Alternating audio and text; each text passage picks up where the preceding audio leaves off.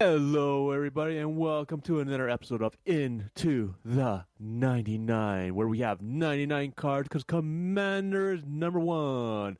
I am one of your hosts, Sherman, and I am joined with Slothy. Slothy, how you doing? I'm doing pretty well, thanks. I'm quite enjoying this weather we've been having the last couple days. It's been fantastic. It's so nice and warm. Yeah. How are you doing?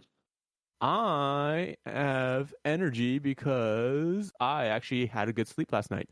So, we are also joined by Daniel.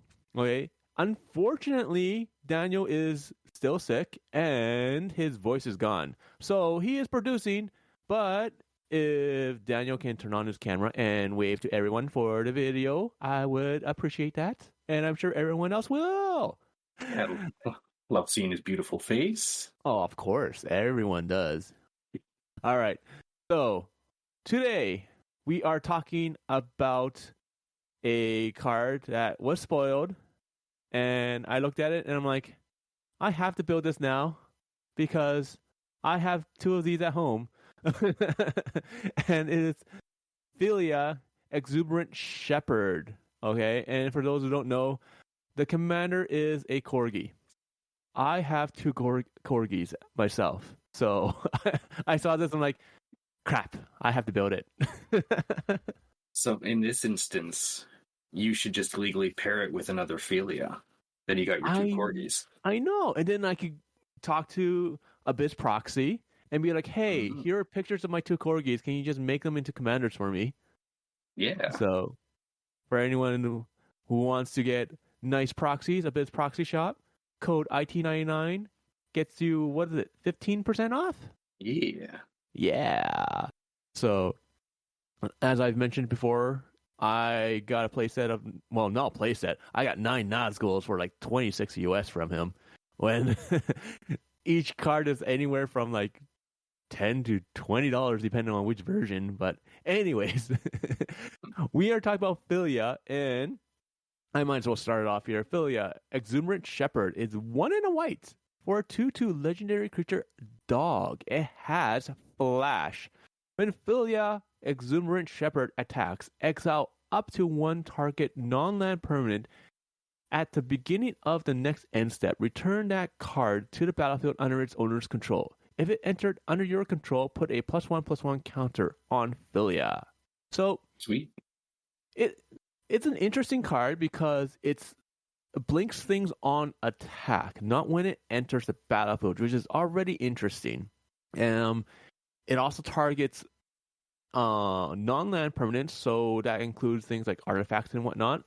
We're not really going to focus on that, but at the same time, there are two caveats that we have to mention before we do the tech here. First off, it is a budget deck, like usual, because it's me. The budget's not bad. It's around $105.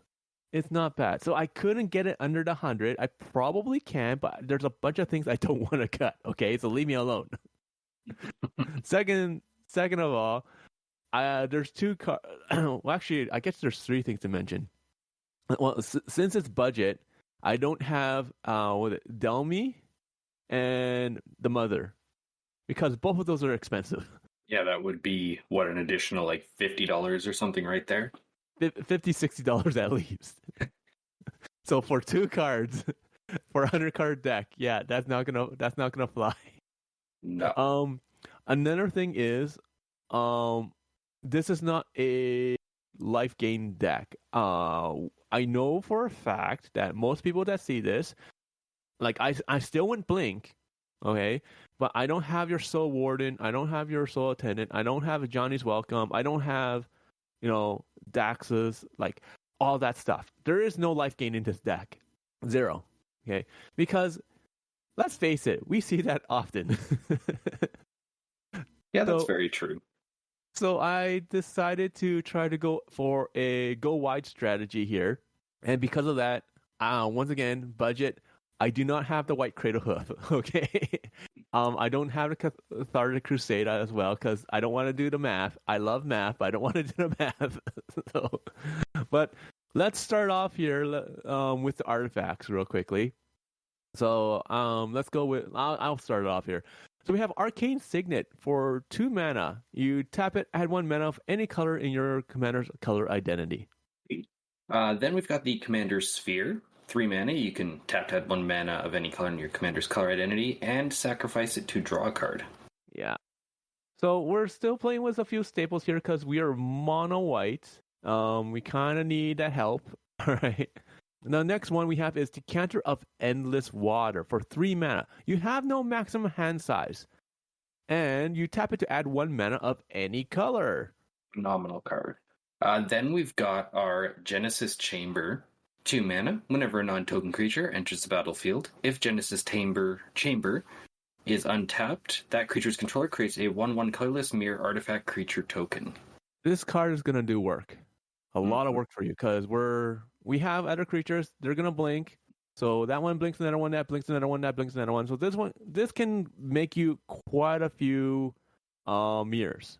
Okay. Keep in mind, it can make mirrors for your opponents. So please be careful. I don't have anything that will tap your artifacts. So yeah. Next one, sorry? I do feel like in this deck, this will be much more of a help to you, at least.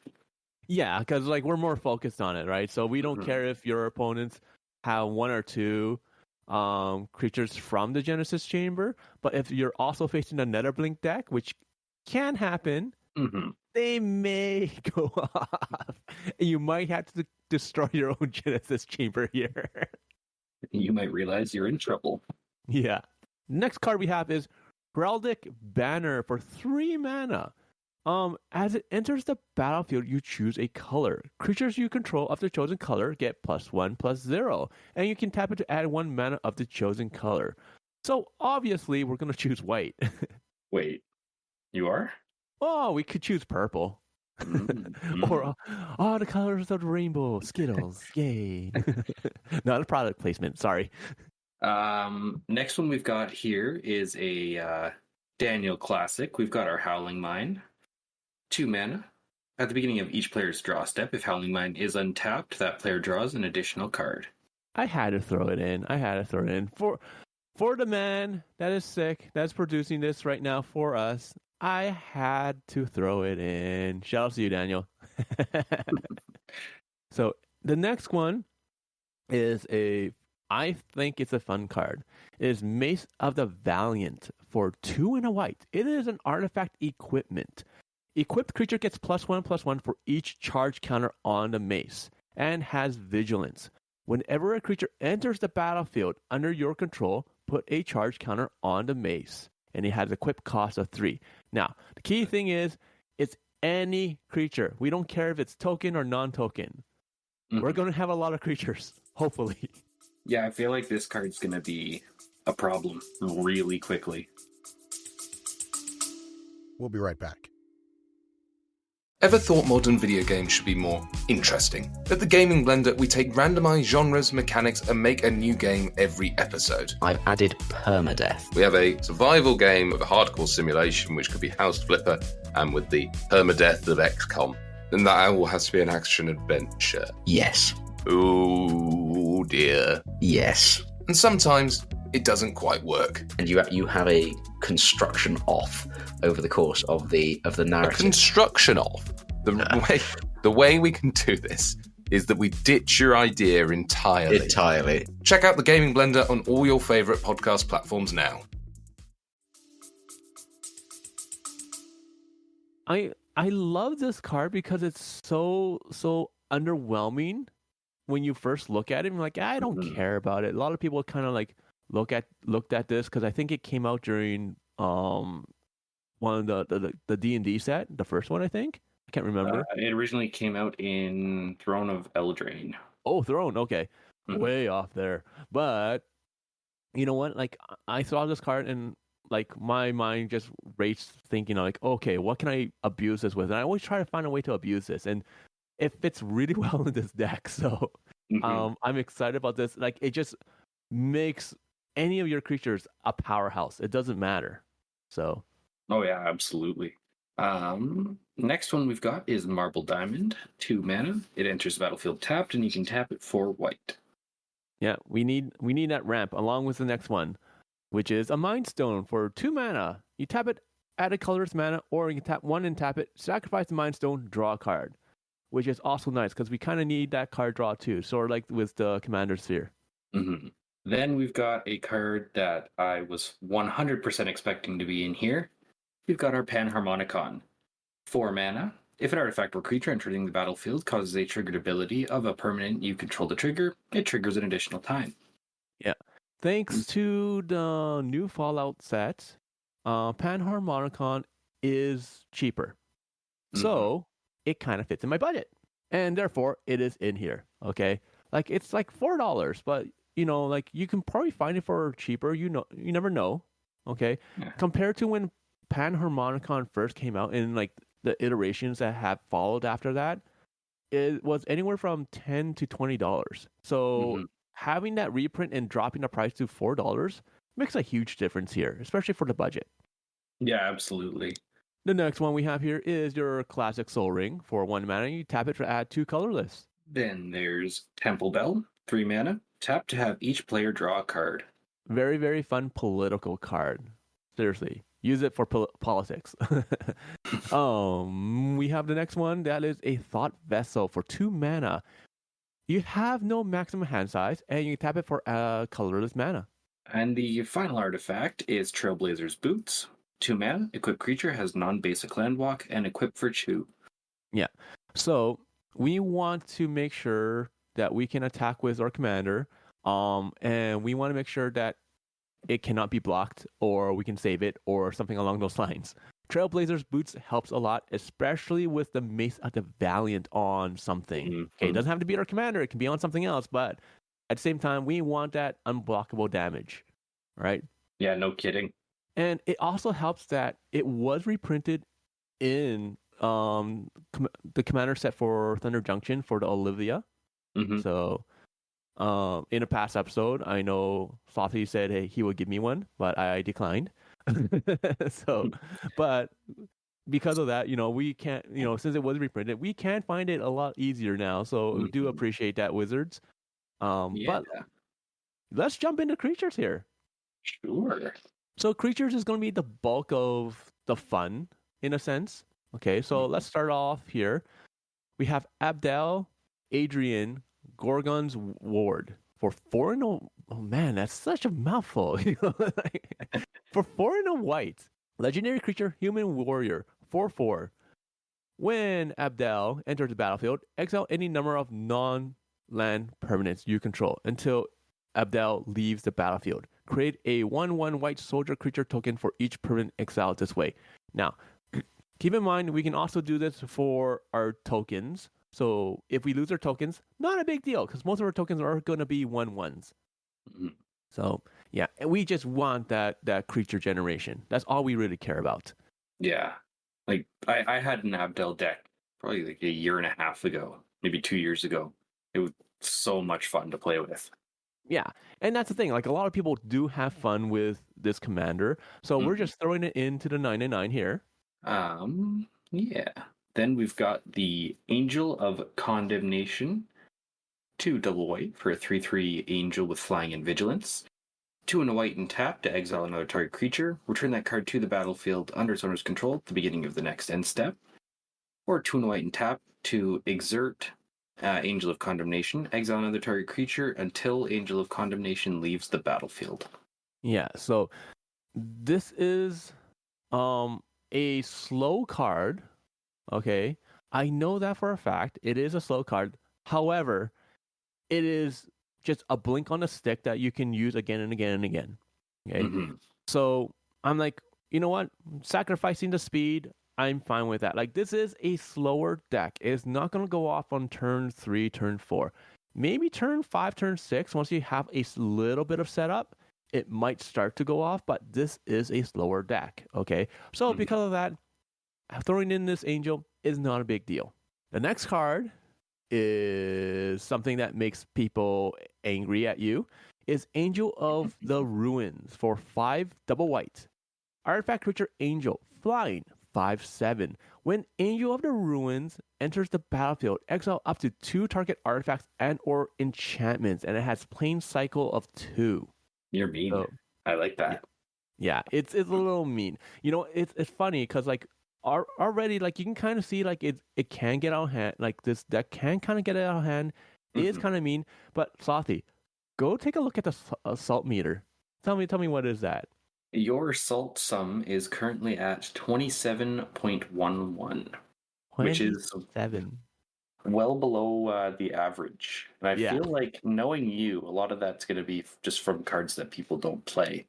Once again, very true. This is a very, very, very salty deck. Okay, we're starting to get into the salty cards here, and people are like, this is not bad so far. Just wait. This deck is annoying. So, but please continue on, Slothy. Yeah, next up we've got the Angelic Sellsword. 4 and a white for a 4/4 Angel Mercenary with Flying and Vigilance. Whenever Angelic Sellsword or another non-token creature enters the battlefield under your control, create a 1/1 red mercenary creature token with tap to have target creature you control get +1/+0 until end of turn, activate only as a sorcery, and whenever Angelic Sellsword attacks, if its power is greater than 6, draw a card. Yeah. So what you're saying is now you've got the option to make your Heraldic Banner red. Yes. Mm-hmm. Yes, I totally do. But most likely it's going to be white. But, like, this is a interesting new card from Thunder Junction, okay? Mm-hmm. It is an angel, so it's 5 mana. Yeah, so it's kind of slow, okay? And everything taps for at sorcery speed.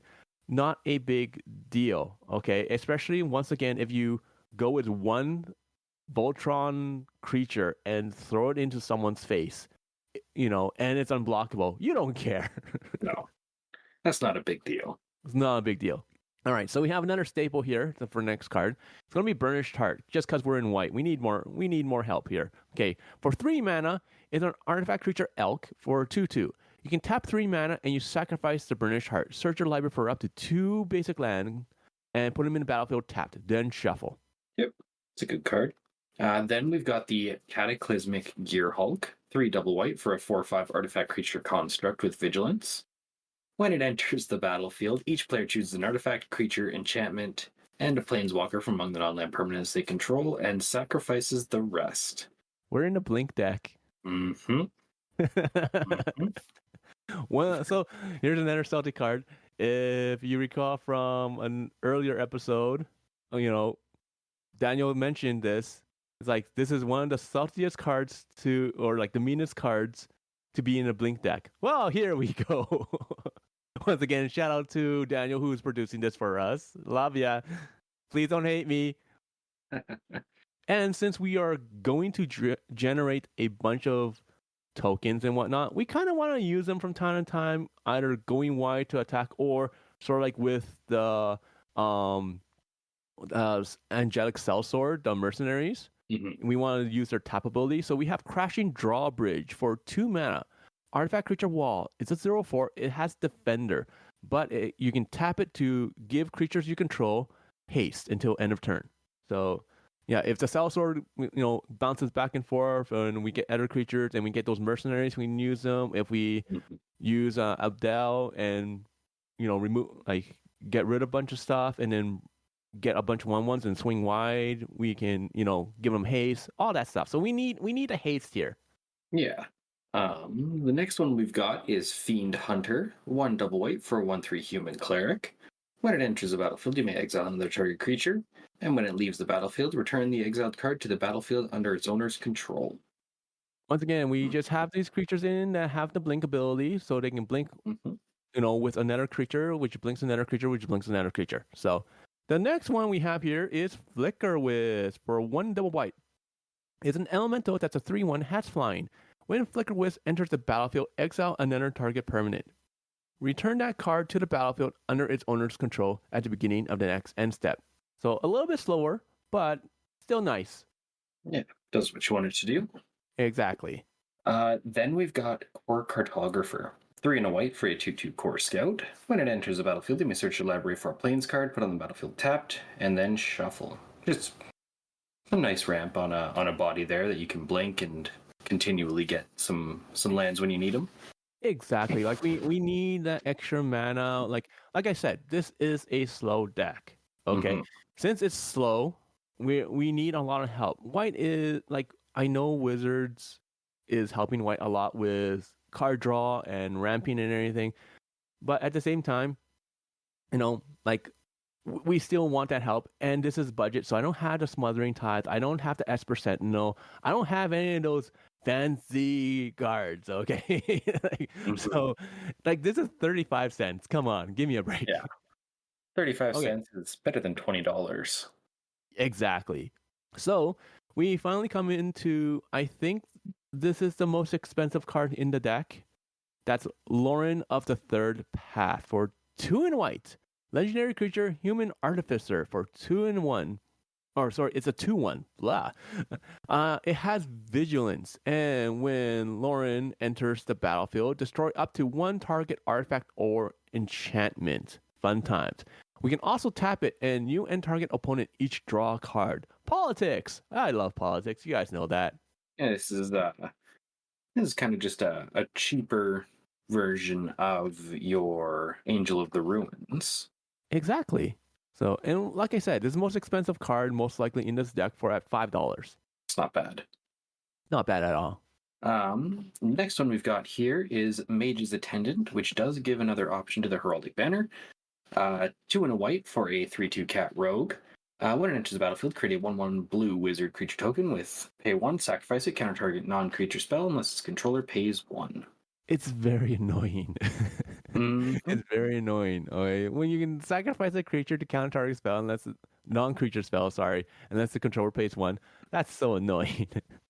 Yep. And to have that like strapped onto a creature, and then let's say you have like two or three of them, people are gonna be like, looking at that, or they're gonna forget. Let's face it, they will forget. So, and yeah, you just be like, aha! Those aha moments are always fun in Commander.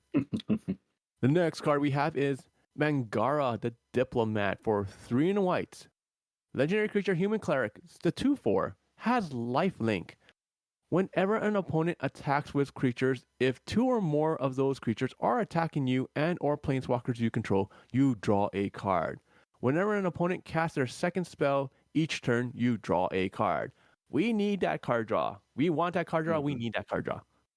Yeah, this is kind of a bit of a budget version of Trouble in Pairs, which I don't imagine would fit in your budget. No, that's still like $50. Yeah, so Mengar is a very good card for that. Yeah, like let's face it, okay. Like with the mother, with Elish Norn, okay, Delny, Smothering Tithe, Trouble in Pairs, like those 4 cards alone, we're looking at, let's say, $150 for 4 cards. I have a whole deck that's $105. That's still annoying. It's slow, but it's annoying, people. The next one that we've got here is Mentor of the Meek. 2 in a white for a 2/2 human soldier.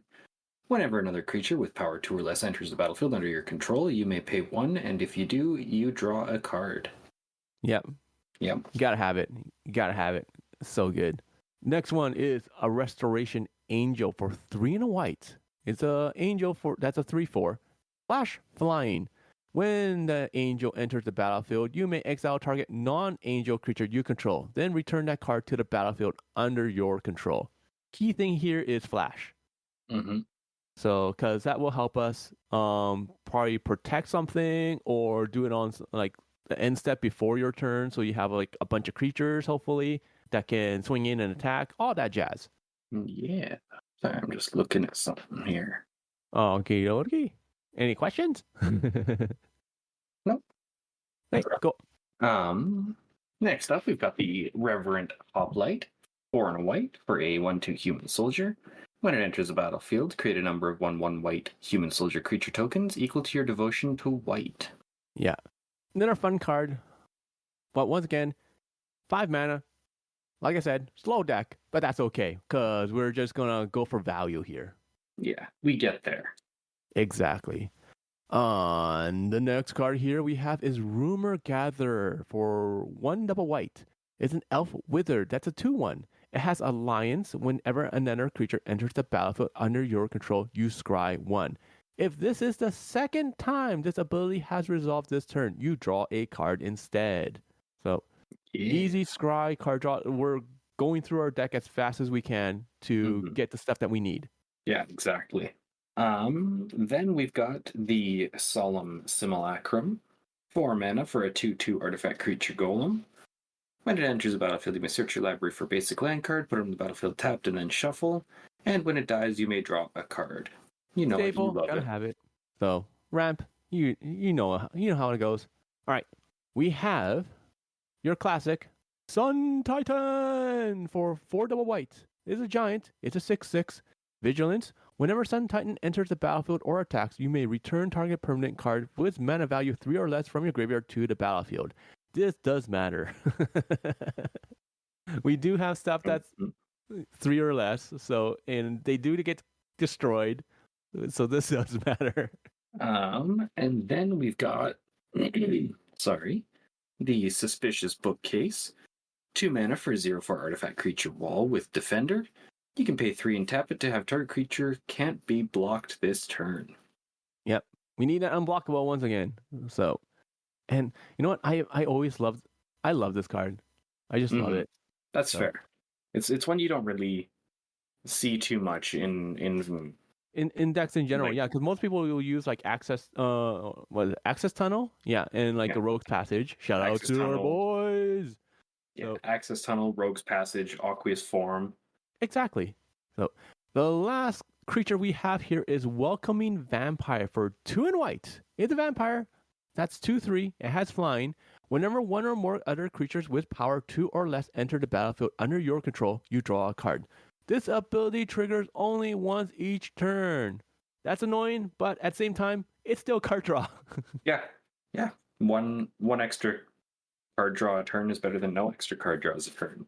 Exactly, especially when we know where we are going to be blinking creatures and they will be coming in, and it just gives us that extra boost in a sense.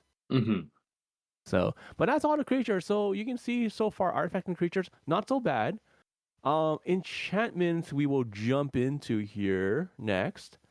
But so far, like it's not so bad, Like you saw one board wipe, you saw that we're generating creatures with bouncing things constantly. So we're just waiting for the ball to drop, is what you're saying. Pretty much. Yeah, you take it away, Slothy. Go start it off with enchantments here. Sure. First off, we've got Angelic Exaltation, 3 and a white. Whenever a creature you control attacks alone, gets +X/+X until end of turn, where X is the number of creatures you control. All of our creatures are exalted. Okay. I attack with Phelia. I have like 3 other creatures. Phelia gets +3/+3. Yay! Oh wait, I have Abdel. I blink like 6 things. I have 7 creatures in total. Phelia gets +7/+7. You can see how this gets kind of stupid. Yeah. So, yes, we kind of want to swing wide, but at the same time, it takes us a while to get to that point where we can swing wide. Until then, this is annoying. Yeah, until then, you can just put pressure on. Yeah. And we do have a decent amount of flyers. So worst comes to worst, if an opponent does not have any flyers, you attack with one of the angels that most likely have vigilance. Yeah, true. And like if let's say that angel condemnation goes through, it's a flying vigilance 3/3. Okay, I have like 3 other creatures. Okay, now it's a 6/6. A 6/6 flyer is kind of scary. So the next card here, we have Blessed Sanctuary for 3 double white. Prevent all non-combat damage that would be dealt to you and creatures you control. So you don't have to worry about things like Pestilence, Blasphemous Acts, stuff like that. Okay?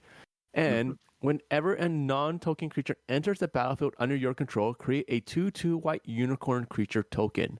So once again, we're just trying to make more creatures, trying to go wide, trying to do things with like having angelic exaltation, help us, stuff like that. Yeah. Slothy, this next card, I'm pretty sure you probably have never seen. I don't know if I have or not, but we've got Equipoise, 2 and a white. During your upkeep, for each land target player controls in excess of the number of lands you control, target land he or she controls phases out. Repeat this process for artifacts and then for creatures. for anyone that is getting annoying, for like this is to slow down one particular opponent. Mm-hmm. Okay, so you're like I said, this is a annoying deck. This should be a very salty card. Mm-hmm. Okay, and that's the thing. Like you get to choose the targets. Okay, it doesn't say your opponent chooses. So like during your upkeep for each land target player controls in excess number of lands control, your target land he or she controls phases out. Yeah, so target land they control. They're not targeting it. You get to target it. It doesn't say they get to choose. And the same thing for artifacts and creatures. Okay, creatures. Okay, we are going to have more creatures more than likely. Okay. Yeah. Artifacts, especially like nowadays with treasures and clue tokens, food tokens, all that stuff, chances are you're going to run into a deck that runs a bunch of artifact tokens. Once again, we might get there. Like we do have Genesis Chamber, so who knows? Mm-hmm. But it's the lands that is the most annoying. No, 100%. So, especially for green players, okay? Like our last episode, we were talking about staples, and when you looked at the top 10 for green, it was Cultivate, Farseek, 3 Visit. Like it's nothing but land ramp, right? Yeah. Granted, we said green was the color of like color fixing, but still. Yeah. So it's still annoying. It's still annoying. Okay. Yeah. Good luck finding this card. It's from Vision, so it's an old card. It's hard to find. It's not cheap, but not expensive either. It's $230 here, so it's not bad. But yeah, it is a very annoying card. Yeah, Daniel's saying it's reserve list. Yeah, because it's Visions. So everyone, good luck trying to find this card. Okay. The next card we have here, I like we don't see Daniel's face right now. Okay, it's just I see Slothy's face, and I bet you Daniel's face is probably like, what the heck is this? Why are you playing this? Oh well. All right. Let's keep going. Let's keep going here. The next card we have here is Light Mine Field for 2 double white. Whenever one or more creatures attacks, Light Mine Field deals damage to each of those creatures equal to the number of attacking creatures. So this can wipe our own board. Hands down. Yes. Once again, we are a slow deck. We want to take our time. We want to generate that army, and we can get rid of our own stuff. So, like, we're just doing this to prevent other people from swinging wide at us or coming after us. So, and Daniel's like, no way, I loved it. I used it in a lot of decks for Equipose, but yeah. But yeah, Light Mine Field is more defensive card. Okay, once again, we can destroy our own enchantment once we decide to swing wide. So, cool. And the final enchantment we've got here is Takasia's Welcome. 2 and a white. Whenever one or more creatures with mana value 3 or less enter the battlefield under your control, draw a card, and this ability triggers only once each turn. Yeah. So it's just like welcoming Vampire. So we just need that card draw. It's just nice. So, but that's all the enchantments. What enchantment that I'm wondering if you took a look at? Far Traveler. Far Traveler, what does that one do again? It is 2 and a white. It is a background. Commander creatures you own have, at the beginning of your end step, exile up to one target tapped creature you control, then return to the battlefield under its owner's control. Yeah. So the key for that one is the fact that it says tapped. That's the reason why I didn't put it in. Because I'm mainly going to be attacking and using Phelia and blinking the commander. Everything else basically stays still, or if I'm attacking with it, it most likely has vigilance. So since I don't have any vehicles or any way to really tap the creatures I have, that I would want to blink, then it's kind of like a dead card in the hand, so or on the battlefield. So let's think of it. Okay, it has to be tapped. Okay, the only other way for me to tap something is to attack. Right. So because of that, I would have to attack with more than Phelia.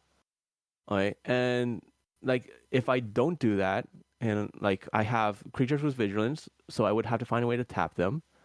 Anything that I have that would generate creatures or anything, I would have to attack with them, which I don't want to risk. Right, because Phelia is only 2 mana. If I have to recast Phelia like 2 or 3 times, it's not a big deal. But losing something like Abdel would be kind of devastating. So, and that's a big reason why. Okay, and the only type creatures I would have is the Angel of Condemnation, Crashing Drawbridge, and the Suspicious Bookcase. Oh, and Lauren of the Third Path. So the only one that would really matter is Lauren. Everything else I wouldn't blink, right? Because if it comes back, it doesn't really matter unless I have a Genesis Chamber out. True.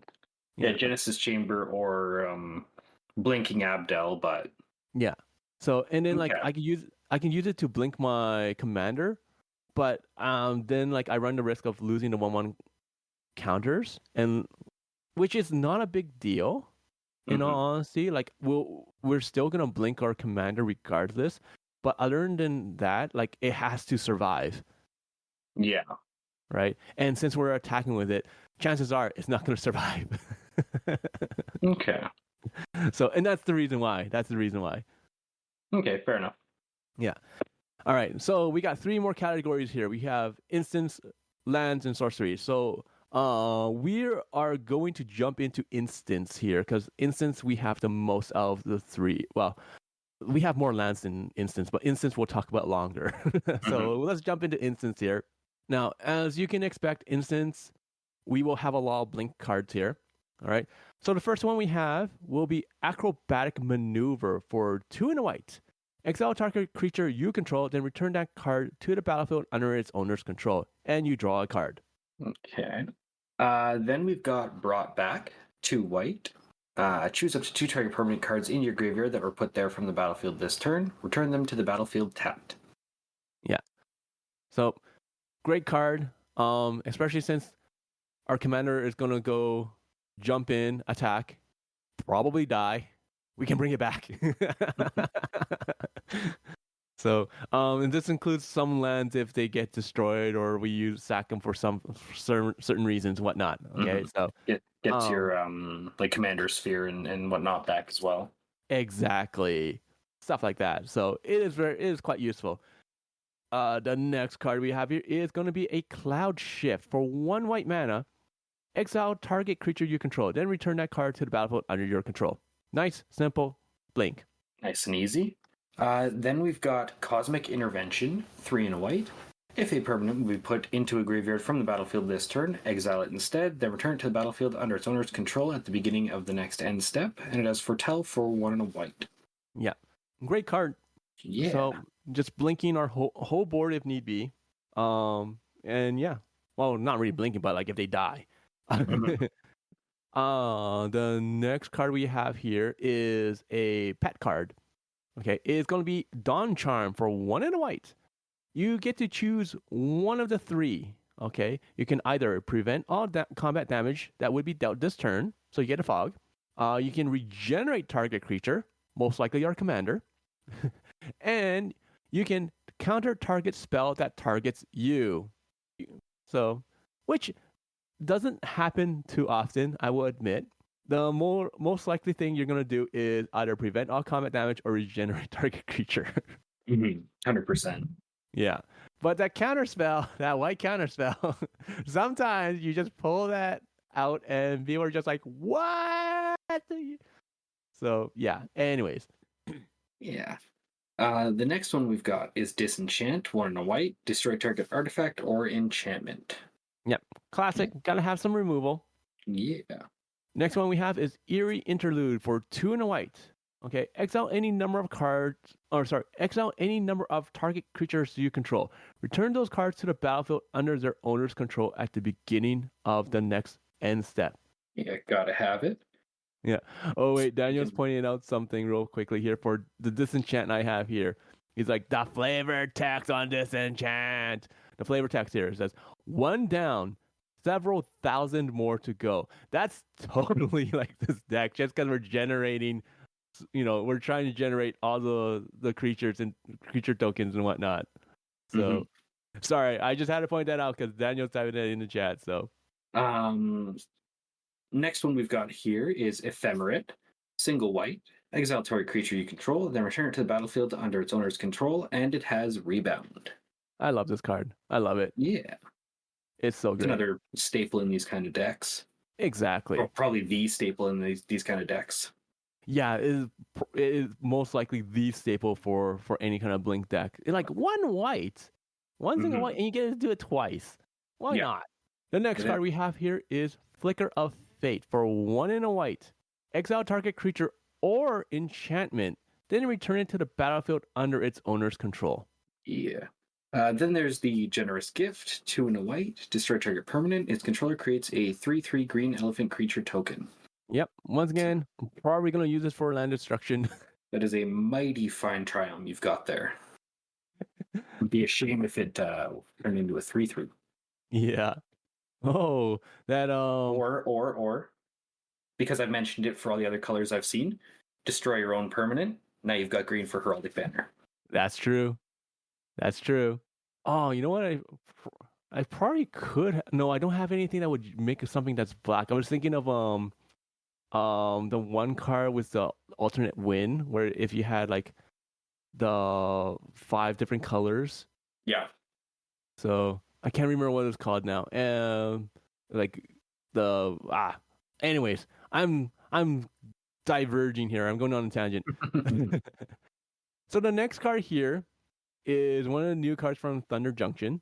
Is Getaway Glamour for a white. It has Spree, so we can choose 1 or more additional costs. So we can go +1, exile target non-token creature, return it to the battlefield under its owner's control at the beginning of the next end step. And we also have a +2 for destroy target creature if no other creature has greater power. I thought that was an interesting card. Because it can blink our stuff and it can get rid of something at the same time. Hopefully not one of our stuff. Yeah, I looking at this deck, I'm not too certain how many windows you're going to have where, provided Phelia doesn't just get murked really every time it comes out. Yeah. I don't know how many times it's going to be the biggest. Not Phelia. Yeah. So that's why I'm like, this will be interesting, right? But keep in mind, like, we can always blink our own Phelia. That is true. You could blink it and then... Yeah. So the biggest problem is things like Sun Titan. Yeah. Right? Because 6 is quite a bit. So we have things that are 5s. We have things that are 6s. So it's kind of like, it maybe. Plus we have things like the Mace, where it just pumps up your stuff so big that it can be an issue. So the destroy part, we might not see use too often, but at the same time, it's like an add-on. Okay, I already have things that are 2 mana that blinks things. This is just like a bonus. That's how I look at it. Yeah, that's fair. So it's like, okay, if this happens, I have another out if need be. So, next up here we've got Ghostway, 2 and a white. Exile Each creature you control, return those cards to the battlefield under their owner's control at the beginning of the next end step. Also, that Nice card. the name and type text is very difficult to read. Yeah. It's so hard. Oh, but the artwork, damn. The artwork is very good. It's so good. That would be such a nice play, Matt. Mm-hmm. All right, the next one we have here is Leave No Trace for 1 and a white. It has Radiance, destroy target enchantment, and each other enchantment that shares a color with it.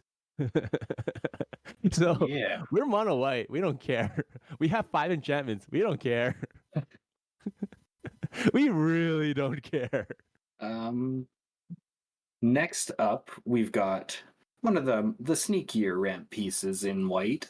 We got Path to Exile. Single white, exile target creatures, control may search their library for a basic land card, put on the battlefield tapped, and then shuffle. Yeah. More than likely, we're going to use it on ourselves for the extra land.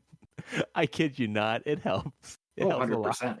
And you're making a lot of little 1/1 creatures in here. It's really easy to just get rid of one of them.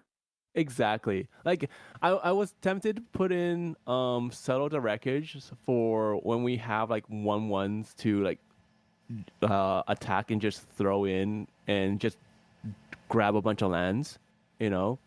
Mm-hmm. But I decided not to, just because the token generation isn't guaranteed. Yeah, that's true. So it's almost like, you know, it can be like a dead card from time to time. So it's like not like my Rhea deck has Settle Wreckage because I attack and I'm generating mites, and it's my commander that's doing that.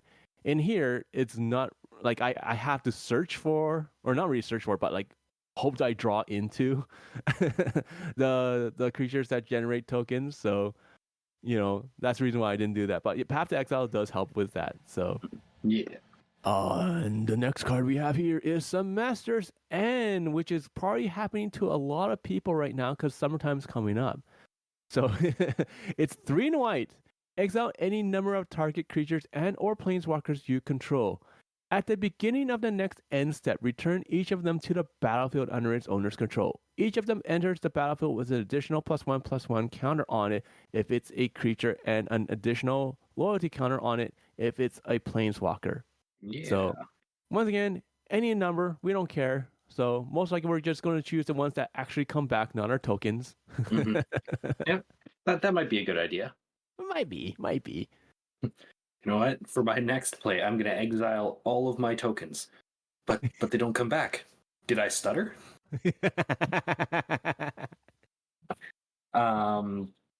Yeah. Next up, we've got Shelter. 1 and a white. Target creature you control gains protection from the color of your choice until end of turn and draw a card. Gotta have it. It's nice. You know, helps Phelia. Yep. Has that card draw, which we do like. And the last card we have here is Unbreakable Formation. 2 and white. Creatures you control gain indestructible until end of turn. If you cast a spell during your main phase, put a +1/+1 counter on each of those creatures, and they gain vigilance until end of turn. So this can be a game ender. More than likely, we just have this for the indestructible for board wipes. Mm-hmm. So yeah, keeps things safe. Yeah, keeps things safe. You know, indestructibility helps a lot. So we're gonna jump into the lands real quickly before we hit sorceries. Okay, lands do matter in this deck. So, real quickly, and the reason why is because we have things that make things unblockable or whatnot. So, so for the lands, let's start off with Access Tunnel. So, Access Tunnel, you can tap it for a colorless, but 3 mana, you tap it, target creature with power 3 or less can't be blocked this turn. Now, what's the fun thing is, let's say I have Phelia, okay, and Phelia's a 2/2, okay, and let's say I have 2 of those red mercenaries that if you tap gives target creature a +1/+1, or I have the mace, okay, I can use the Access Tunnel, make Phelia unblockable, okay, and then add all that stuff onto it. Access Tunnel doesn't care that its power is greater than 3 now, it's still Mhm. technically unblockable. Yeah, exactly. So it's just one of those things that's just really nice to have, because most people are like, you can't. It says creature with power 3 or less cannot be blocked this turn. Yeah, I activated it. It has that unblockable attribute right now. Now I add on to it. It still Mhm. has that unblockable feature. So Yeah. it doesn't care, right? But that's something that I like about Access Tunnel. We have Emergence Zone. Sorry, Slothy, I'm just going to go through it just because I know which ones kind of matter. All good. I do apologize. So we have Emergence Zone. So it adds a colorless, but also for 1 and tapping it and sacrificing an Emergence Zone, you may cast spells this turn as though they have Flash. Having Flash does make a big difference when it comes to certain things. Okay, so this is just really, really, really nice to have. And once again, we have things like brought back, where we can bring back the Emergence Zone if need be. Same thing with Field of Ruin. You can tap it to add a colorless. Tap 2, sacrifice Field of Ruin to destroy target non-basic land, and everyone searches for a basic land, put it in battlefield. We need this for things like Maze of Ith, or any other problematic land. So if someone has a Growing Rights of Ithmok or something like that, or a Triome, and they're being annoying with it, get rid of it. We're gonna try to promote more land destruction on this channel, especially with the next one, Ghost Quarter. Same deal. Sacrifice Ghost Quarter, destroy target land. Its controller may search his or her library for a basic land card, put it in play, shuffle. Okay, we have all that stuff. All right. Next one we actually care about is Memorial to Glory. It enters the battlefield tapped. You can tap it for a white. For 3 and a white, you can tap sacrifice the Memorial Glory to create 2 1/1 white soldier creature tokens. So we do have cards where it matters where we have those creatures entering the battlefield, or creatures that are in the battlefield give us bonuses. So this does matter as well. Okay. We have your classic Rose Passage as well, for tap to add a colorless and tap 4 mana. Target creature can't be blocked this turn. Once again, you gotta have it. Okay. Scavenger Grounds to get rid of all graveyards just in case, or all those graveyard shenanigans. And the last 2, we have Terrain Generator. So you can tap it to add a colorless, or you can tap 2 and you tap it, and you may put a basic land card from your hand onto the battlefield tapped. So hopefully, I think there's around 11 or 12 card draw cards in this deck. So hopefully that will help us get a good sized hand. But at the same time, if we have those lands in our hand, they're basically useless. So we have something like this where it gives us a chance to drop those extra lands. And then last but not least, we have War Room. So add colorless, tap 3, tap it, pay life equal to the number of colors in your commander, or color identity, and you draw a card. So that's all the lands that we care about, which is quite a bit. And I don't have Reliquary Tower in here just because I ran out. Fair. So you do have a Temple of the False God, though. Yes, I do have a Temple of False God. It adds the 2. It's just extra 1 mana. It's the extra 1 mana. I like having 2 mana. It's so bad. I know it's bad, but I have things that are 5 and 6 costs here in this deck. I need extra mana. Anyways, that's where you just go over budget and play Ancient Tomb, you coward. Oh, no. I hate that card.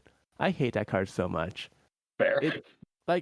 Yes, it's strong, it's powerful, but I don't care much for it. It's not worth the price, in my opinion.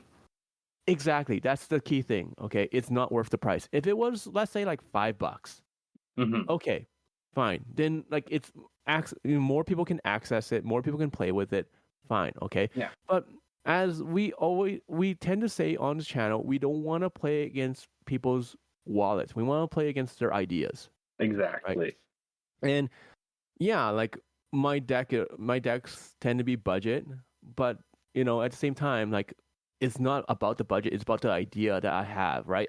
Me having a budget just makes it so that I have to think a little bit more outside of the box. What can I do? What can I not do? Stuff like that. But we have our last category that is going to be the sorcery.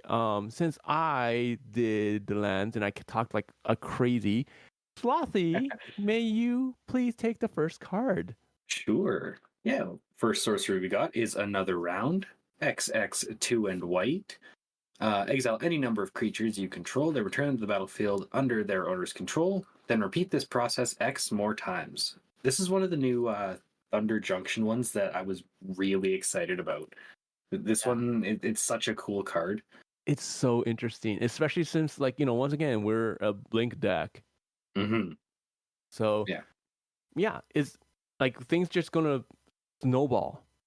So, like, and that's the thing. For just 3 mana, we can just blink once. For 5 mana, we can blink twice. That's already quite a bit of value there for us. So, very happy about that. The next card we have here is Austere Command for 4 double white. Choose 2. We can either destroy all artifacts, destroy all enchantments, destroy all creatures with mana value 3 or less, or destroy all creatures with mana value 4 or greater. We have this mainly for the artifact enchantment board wipes if need be. However, wiping out the creatures is a very good option as well, dependent on the board state. Yeah, 100%. Then we've got How to Deal. 2 and a white. Each opponent draws a card, and then you draw a card for each opponent who drew a card this way. Yeah. It's Group Hug. Group Hug adjacent. Yeah. We are a slow deck, so we do want to try to make friends.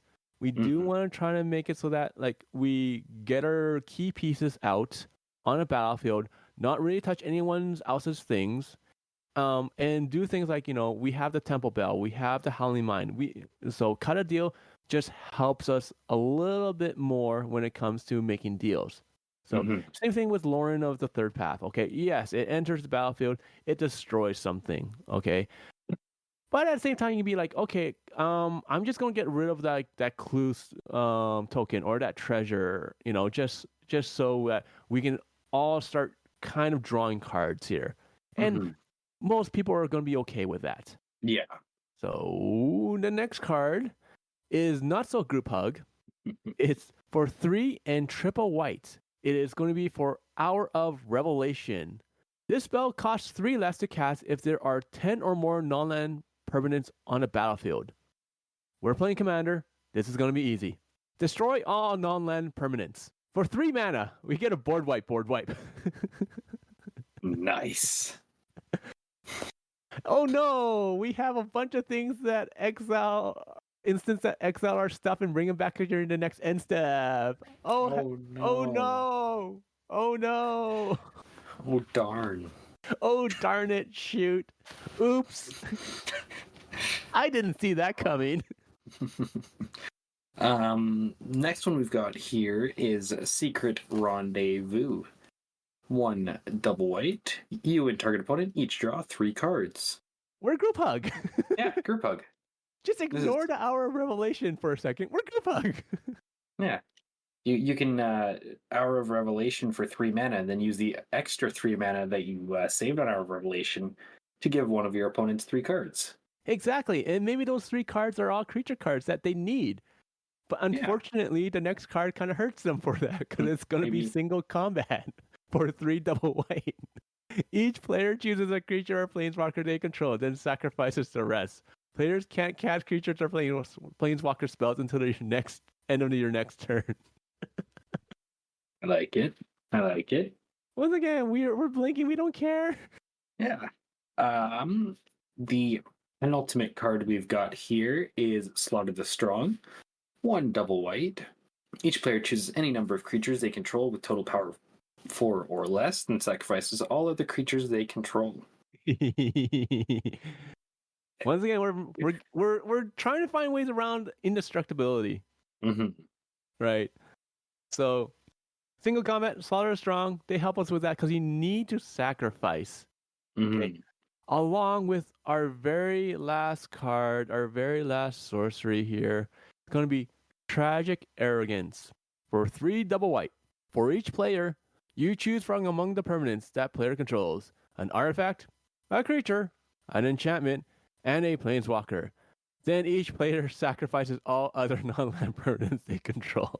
I really like this one because you get to choose. Yeah. They don't get to choose. You get to choose. Like, oh, I'll borrow your artifacts. I'm going to choose the food food token.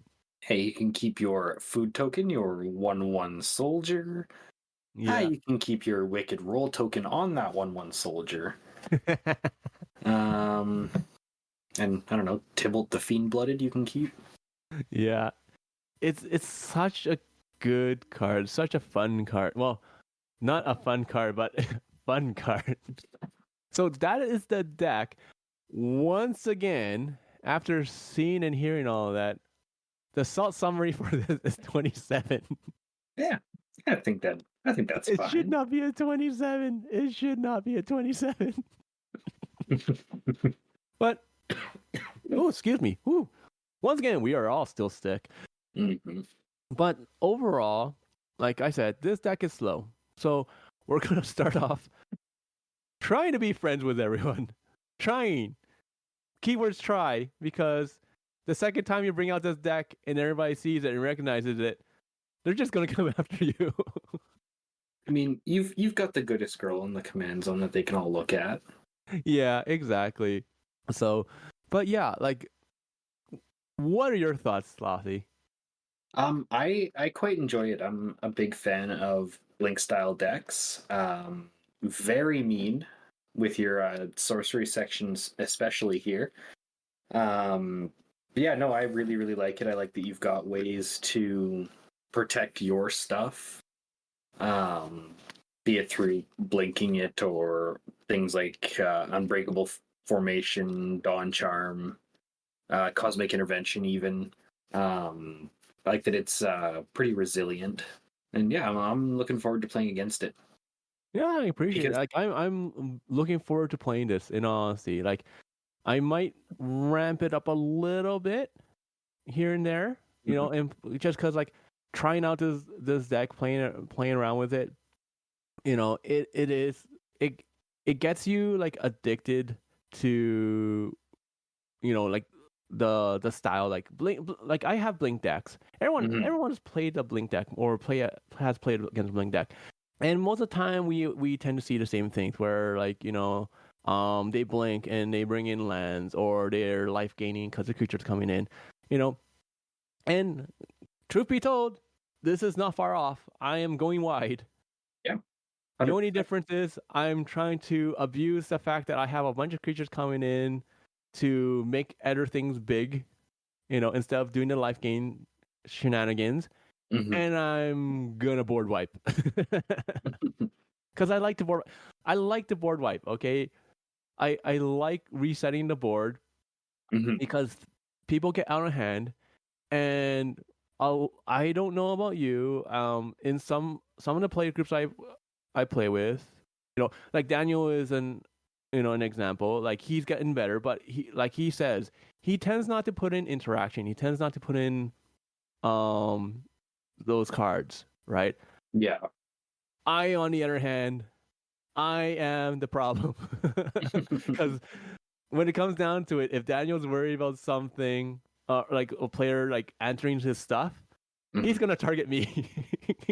Oh yeah. Because I tend to be the one that has the problem. Thunder, yes, we can. So Thunder is asking in the chat, can we share the list for the patrons? We can definitely look into that. We can definitely do that. So, yeah. Maybe we'll actually start doing that. We'll throw our deck list into the Discord for the patrons. I think we can totally do that. But that is the deck. All right. And yeah, I really do hope that anyone that's listening finds a few cards here that they may enjoy. I try, like I say, I try to move away from big main staples. So there are staples here. They're pushing around 14-ish, I would say, like in my words for staples, 14 to 16, which is quite a bit for me. But once again, it's a blink deck and everything, and it's a mono color, so it's a mono white. So you're going to have a little bit more staples because of that. So, yeah. And I do apologize for that. But overall, this deck is kind of stupid, kind of fun. And, if people don't like it, just tell them, like, hey, look at the salt level. It's a 27. Why are you angry? You shouldn't be angry at all. So, but anyways, I think we are gonna shut it down here. Yeah. So once again, thanks to everyone for listening, and we're gonna shout out the patrons that sponsor us every month here. That's gonna be John, Tanner, Calvinist, Shane, and Thunder, who is in the chat hanging out with us and listening to us talk about this. So if you want to be a member of our Patreon, it only costs you $1. You have access to our content early and helps us buy better equipment and whatnot, and hopefully medication so that we can all stop being sick. We also have a free tier of Patreon where you can come in and join us on the Discord here. So, and we talk about magic and whatnot. We are also with Abyss Proxy Shop. We talk about them constantly, and we're going to talk about them again. So Abyss Proxy Shop, if there's something in here that you want to throw in that you can't afford, or you don't want to spend the money, sort of like, the Delmy Street person that's white that I didn't throw in, talk to Abyss, see if they'll make something, and check them out. Code IT99 for 15% off. And shout outs to AI Armor for loading us up with a bunch of the sleeves. They are fantastic sleeves. They're matted, like semi-gloss, semi-matted. They're really, really fantastic, easy to shuffle. And yeah, they're great. Great designs on them as well. Very quickly becoming my favorite sleeves. Yeah, like I'm moving towards them because, like, once again, like, when you sleeve something for the first time, they don't just slide on you right away. They actually work well. You don't need to build up that grime or anything. They're very strong and whatnot. So yeah. Anyways, no more music. We gotta go. Bye. See ya.